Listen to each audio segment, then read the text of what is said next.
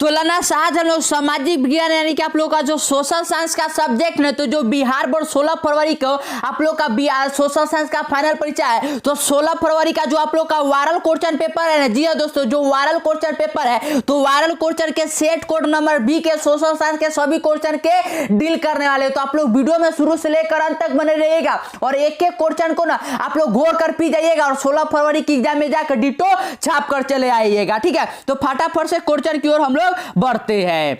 तो यहाँ पर आप लोगों को बताएगा, ठीक है, तो यहाँ पर पहले क्वेश्चन की ओर जो आपके एग्जाम में पूछा गया है वह है क्या कि यूरोप वासियों के लिए किस देश का साहित्य एवं विज्ञान का ज्ञान स्रोत रहा। तो कौन रहा है, तो बार बार मैंने बताया कि कौन रहा था, तो यूनान। तो इसका राइट आंसर बी हो जाएगा। क्वेश्चन नंबर 2 इस प्रकार से है कि ब्रेस्ट लिटोवस की संधि किन देशों के बीच हुई थी, और ये तो बार बार मैंने VBI करके बताया था और वही क्वेश्चन छप चुका है। तो ब्रेस्ट लिटोवस की संधि किन देशों के बीच हुआ था, तो याद रखिए कि रूस और जर्मनी के बीच। तो राइट आंसर डी हो जाएगा।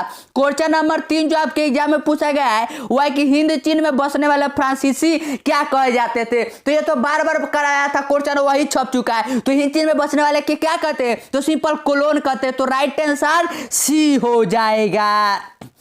क्वेश्चन नंबर 4 इस प्रकार से है कि वल्लभ भाई पटेल को सरदार की उपाधि किस किसान आंदोलन के दौरान दी गई थी। तो आप लोग कहते हैं ना कि सरदार वल्लभ भाई पटेल, तो सरदार की उपाधि कहां पर मिला था, तो याद रखिए कि बारदोली आंदोलन में मिला था। कहां पर, बारदोली। तो राइट आंसर ए हो जाएगा। क्वेश्चन नंबर 5 जो आपके एग्जाम में है वह है कि जमशेदजी टाटा ने Tata iron and steel company की स्थापना कब किया। तो आप लोग जाइएगा और जहां पर 1907 मिले ना, उसे आप लोग क्या करिएगा कि गोला कर चले आइएगा।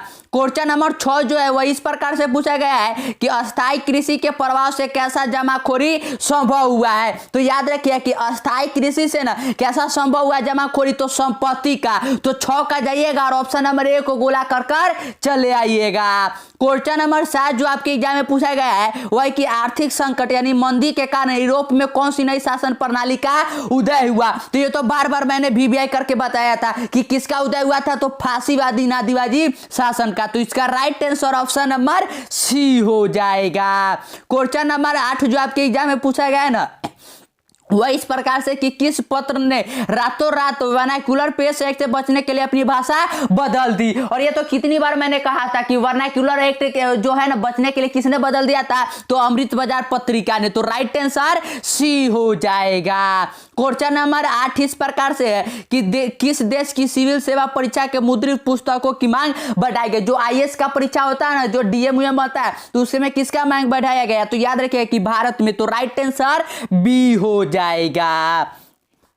क्वेश्चन नंबर 10 जो आपके एग्जाम में है वह है कि भूमंडलीकरण की शुरुआत किस दशक में हुई। इतना इजी क्वेश्चन आपके एग्जाम में पूछा गया है। तो भूमंडलीकरण की शुरुआत किस दशक में हुआ था, तो याद रखिएगा 1990 के दशक में। तो राइट आंसर 1 हो जाइएगा और गोला कर चले आइएगा।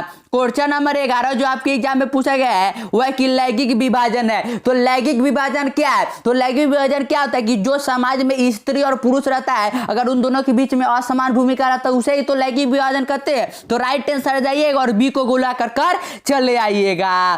क्वेश्चन नंबर 12 जो आपके एग्जाम में वह है कि संघ राज्य की एक विशेषता नहीं है। तो संघ राज्य की एक विशेषता क्या नहीं है, लिखित संविधान तो होता है, जैसे कि हमारे देश में शक्ति का विभाजन भी होता है और न्यायपालिका की स्वतंत्रता भी होता है, लेकिन कड़ी शासन व्यवस्था नहीं होता है। तो राइट आंसर सी हो जाएगा। क्वेश्चन नंबर 13 जो आपके एग्जाम में पूछा गया है वह कि सूचना के अधिकार आंदोलन की शुरुआत कहां से हुआ था। तो सूचना के अधिकार आंदोलन की शुरुआत याद रखिएगा कि यह राजस्थान से हुआ था। कहां से, राजस्थान से। तो राइट आंसर ए हो जाएगा। क्वेश्चन नंबर 14 इस प्रकार से है पूछा गया है कि निम्नलिखित में से कौन सा प्रमुख उद्देश्य प्राय सभी राजनीतिक दलों का होता है। तो सभी राजनीतिक दलों का क्या उद्देश्य होता है, तो सिंपल होता है, उसका क्या उद्देश्य होता है कि सत्ता प्राप्त करना होता है। तो 14 का जाइएगा और राइट आंसर ए को गोला कर चले आइएगा। क्वेश्चन नंबर 15 जो आपके एग्जाम में पूछा गया है वह कि 15वीं लोकसभा चुनाव के पूर्व लोकतंत्र में महिलाओं की भागीदारी कितना था। तो कितना था लोकतंत्र में, तो याद रखिए कि 10%। तो राइट आंसर ए हो जाएगा। क्वेश्चन नंबर 16 जो आपके एग्जाम में पूछा गया है ना, वह इस प्रकार से कि राजनीतिक दलों की मान्यता और उनके चिन्ह किसके द्वारा प्रदान किया जाता है। जैसे कि बीजेपी है तो वह क्या है कि राजनीतिक दल है, तो उसका चुनाव चिन्ह क्या है, कमल का फूल। तो ये कौन देता है, तो यह देता है निर्वाचन आयोग। तो 16 का जाइएगा और ऑप्शन नंबर सी को गोला कर चले आइएगा। क्वेश्चन नंबर 17 जो आपके एग्जाम में है, वह कि निम्नलिखित में कौन भारतीय किसान यूनियन के प्रमुख नेता थे। तो कौन से, सिंपल महेंद्र, जो आप लोग सुनते हैं ना महेंद्र सिंह टीका, तो वही तो थे। तो राइट आंसर सी हो जाएगा। क्वेश्चन नंबर 18 आपके एग्जाम में पूछा गया है क्या कि निम्नलिखित में कौन राष्ट्रीय दल नहीं है। इन चारों में पूछा गया कि कौन राष्ट्रीय दल नहीं है। तो भारतीय जनता दल यानी कि आरजेडी तो है, ये है, बहुजन समाज पार्टी भी है और भारतीय जनता पार्टी भी है, लेकिन कौन नहीं है, तो वह लोक जनशक्ति पार्टी यानी कि एलजेपी नहीं है। क्वेश्चन नंबर 19 जो आपके एग्जाम में पूछा गया है ना, वह इस प्रकार से कि राजनीतिक दलों की नींव सर्वप्रथम किस देश में पड़ी थी। जैसे कि हमारे यहाँ पर बीजेपी है, कांग्रेस है, आरजेडी भी, लोजपा, फोसपा, मतलब कि ऐसे है ना पार्टी। तो सबसे पहले पार्टी का निर्माण किस देश में हुआ था, तो याद रखिएगा कि ब्रिटेन में। तो राइट आंसर जाइएगा और 19 के ए को गोला कर चले आइएगा। क्वेश्चन नंबर 20 जो आपके एग्जाम में पूछा गया है ना, वह क्या कि निम्नलिखित में से किसे लोकतंत्र का प्राण माना जाता है। तो लोकतंत्र का प्राण किसे माना जाता है, तो राजनीतिक दल को माना जाता है। तो right answer option number D हो जाएगा।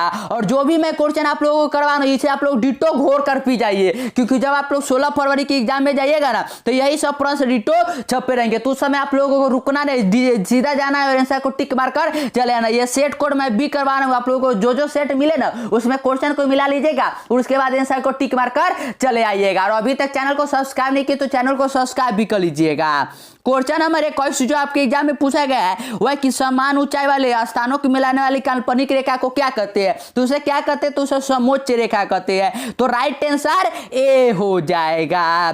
क्वेश्चन नंबर 22 जो आपके एग्जाम में पूछा गया है, वह है कि बिहार में सबसे अधिक आबादी वाला जिला कौन सा है। तो सबसे बड़ा हमारे बिहार में कौन सा जिला है, वह सिंपल है कि पटना है, सबसे आबादी वहीं पर है। तो राइट आंसर बी हो जाएगा। क्वेश्चन नंबर 23 जो एग्जाम में पूछा गया है, वह है कि बिहार के किस शहर में जूट उद्योग स्थापित है। तो किस शहर में है, तो याद रखिएगा कि कटिहार में है। कहां पर, कटिहार में। तो राइट आंसर जो ना जाएगा वो ऑप्शन नंबर बी हो जाएगा। क्वेश्चन नंबर 24 जो आपके एग्जाम में है, वह कि खाद कारखाना कहाँ स्थित है। तो खाद कारखाना आपके एग्जाम में पूछा गया, इतना VVI क्वेश्चन, और ये तो बार बार बताया था कि ये पूछेगा ही पूछेगा। और ये कहाँ है, तो बरौनी में। तो राइट आंसर ए हो जाएगा। क्वेश्चन नंबर 25 जो आपके एग्जाम में है, वह क्या कि चूना पत्थर का उपयोग मुख्यतः किस उद्योग में होता है। तो चूना पत्थर का उपयोग हम लोग कहाँ करते हैं, तो जो घर बनाने वाले सीमेंट होता है ना उसी में करते हैं। तो इसका right answer option number A हो जाएगा, सीमेंट उद्योग में करते हैं। क्वेश्चन नंबर 26 जो आपके एग्जाम में पूछा गया है, वह कि निम्नलिखित में कौन गन्ना उत्पादक जिला नहीं है। इन चारों में पूछा गया कि कौन सा जो जिला है ना जहां पर हमारे बिहार के वहां पर गन्ना उत्पादक नहीं होता है। ठीक है, तो इसका राइट आंसर आप लोग याद रखिए कि जो बांका जिला है ना, बांका में ही नहीं उबलता। तो राइट आंसर डी हो जाएगा। क्वेश्चन नंबर 27 जो आपके एग्जाम में पूछा गया है, वह है कि बिहार के जूट उत्पादन में क्या हो रहा है। तो सिंपल क्या हो रहा है कि गिरावट हो रहा है, मतलब कि डिक्रीजिंग हो रहा है। तो राइट आंसर बी हो जाएगा। क्वेश्चन नंबर 28 जो आपके एग्जाम में पूछा गया है, वह कि किस वर्ष इंडियन एयरलाइंस को इंडियन का नाम दिया गया था। तो याद रखिएगा कि जो इंडियन एयरलाइंस था ना, तो इंडियन एयरलाइंस को जो इंडियन का नाम दिया गया था यह 2005 में दिया गया था। तो इसका राइट आंसर आप लोग डी को टिक मार कर आइएगा। क्वेश्चन नंबर 29 जो आपके एग्जाम में पूछा गया है, वह कि हुगली औद्योगिकी प्रदेश का प्रमुख केंद्र कौन है। तो हुगली औद्योगिकी प्रदेश का जो प्रमुख केंद्र है, तो हुगली कहाँ है, सिंपल पश्चिम बंगाल में। तो याद रखिएगा कि कोलकाता और हावड़ा क्षेत्र है। तो इसका राइट आंसर जाइएगा और ऑप्शन नंबर डी को गोला कर चले आइएगा। क्वेश्चन नंबर 30 जो आपके एग्जाम में है, वह है कि गेहूं किस प्रकार की फसल है। तो गेहूं किस प्रकार का फसल है, तो याद रखिएगा कि यह रबी फसल है। तो राइट आंसर ए हो जाएगा।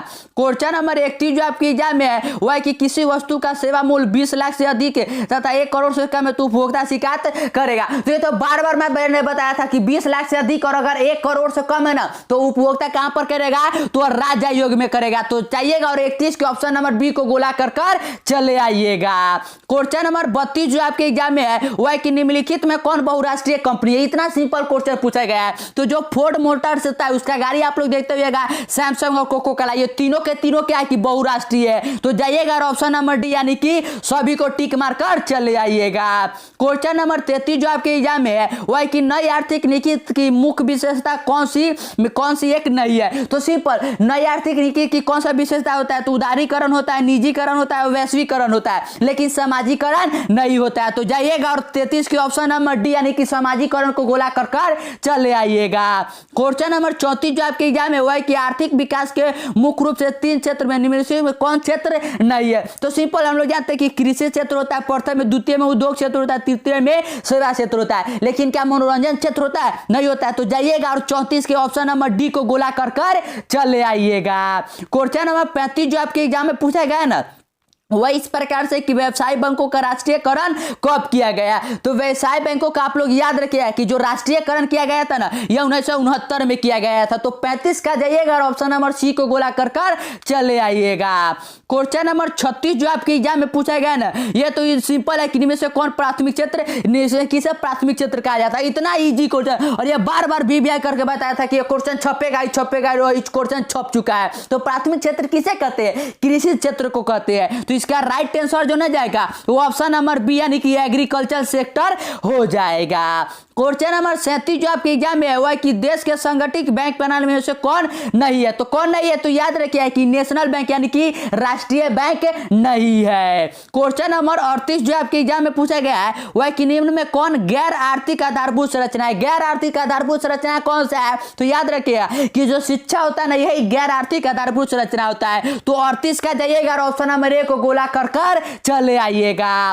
क्वेश्चन नंबर 39 जो आपके एग्जाम में है वह कि भारत उपभोक्ता संरक्षण अधिनियम की घोषणा कब हुई थी। तो कब हुआ था, तो याद रखिएगा कि जो उपभोक्ता संरक्षण अधिनियम का घोषणा हुआ था यह 1986 में हुआ था। और इस पर आप लोगों से ना लॉन्ग क्वेश्चन में 5 नंबर का पूछा जाता है। तो लॉन्ग क्वेश्चन को भी मैं आप लोगों को डील करवाने वाला हूं, इसलिए चैनल को सब्सक्राइब नहीं किया तो चैनल को सब्सक्राइब कर लीजिए, क्योंकि इसके बाद साइंस मतलब सभी सब्जेक्ट के सबसे पहले वायरल क्वेश्चन को यहीं पर डील किया जाएगा। क्वेश्चन नंबर 40 जो है वह इस प्रकार से कि पार्ले समूह के समता ब्रांड की किस बहुराष्ट्रीय कंपनी ने खरीद लिया है। तो किसने खरीदा है, तो याद रखिए कि कोका कोला। तो राइट आंसर ए हो जाएगा। क्वेश्चन नंबर 41 जो आपके एग्जाम में है वह कि पृथ्वी के सतह पर पहुंचने वाली सबसे पहली भूकंपीय तरंग कौन सा है। तो सबसे पहली जो भूकंपीय तरंग है ना पृथ्वी पर पहुंचने वाला वह पी तरंग है। तो राइट आंसर जाइएगा और ऑप्शन नंबर ए को गोला कर चले आइएगा। क्वेश्चन नंबर 42 जो है वह इस प्रकार से कि संचार का सबसे लोकप्रिय साधन है। संचार का सबसे लोकप्रिय साधन, ये तो सिंपल सा क्वेश्चन पूछा है। आप लोग हमारी वीडियो को किससे देख रहे हैं, कुछ ही बच्चे होंगे वो क्या होगा कि लैपटॉप या कंप्यूटर से देख रहे हैं, लेकिन सभी बच्चे क्या है कि मोबाइल से देख रहे हैं। तो इसका सबसे लोकप्रिय साधन क्या है, मोबाइल। तो राइट आंसर जाइएगा और 42 को बी को टिक मारकर चले आइएगा। क्वेश्चन नंबर 43 जो आपके एग्जाम में हुआ है कि मलबे के नीचे दबे लोगों को पता लगाने के लिए किस यंत्र की मदद ली जाती है। तो याद रखिएगा कि अगर मलबा के नीचे दो व्यक्ति दब जाते हैं कोई भी चीज तो उसे पता लगाने किसका उपयोग करते हैं, तो इंफ्रारेड कैमरा का। तो राइट आंसर जाइएगा और बी को गोला कर चले आइएगा। क्वेश्चन नंबर 44 जो है ना वह इस प्रकार से कि उत्तराखंड है जो यूपी के बगल में सटा हुआ, यूपी से ही अलग हुआ उत्तराखंड। तो उत्तराखंड क्या है, तो याद रखिएगा वह जो है ना वो भूकंप प्रवण है। तो राइट आंसर जाइएगा और एक को गोला कर चले आइएगा। और क्वेश्चन नंबर 45 जो है ना वो क्वेश्चन नंबर 45 इस प्रकार से कि निम्नलिखित नदियों में से किसे बिहार का शोक कहा जाता है। इतना इजी क्वेश्चन आपके एग्जाम में पूछा गया है, जो करवाया था वही क्वेश्चन। तो बिहार का शोक किसे कहा जाता है, सिंपल कोसी नदी को कहा जाता है। तो राइट आंसर जाइएगा और ऑप्शन नंबर डी को टिक मार कर चले आइएगा। और आज हम लोग क्या करेंगे, सिर्फ 1 से लेकर 45 तक के क्वेश्चन को ही डील करेंगे। तो आप लोग 1 से लेकर 45 तक के क्वेश्चन को सभी को घोर कर पी जाएंगे, क्योंकि जब आप लोग 16 फरवरी के एग्जाम में जाइएगा तो डिटो यही प्रश्न छपने को मिलेंगे। और अभी तक चैनल को सब्सक्राइब नहीं किए तो चैनल को सब्सक्राइब कर लीजिए, क्योंकि सभी सब्जेक्ट का वायरल क्वेश्चन का आंसर की सबसे पहले प्रोवाइड करवाना है। और उसके बाद साथ ही साथ अपने दोस्तों के साथ वीडियो को शेयर कर दीजिएगा।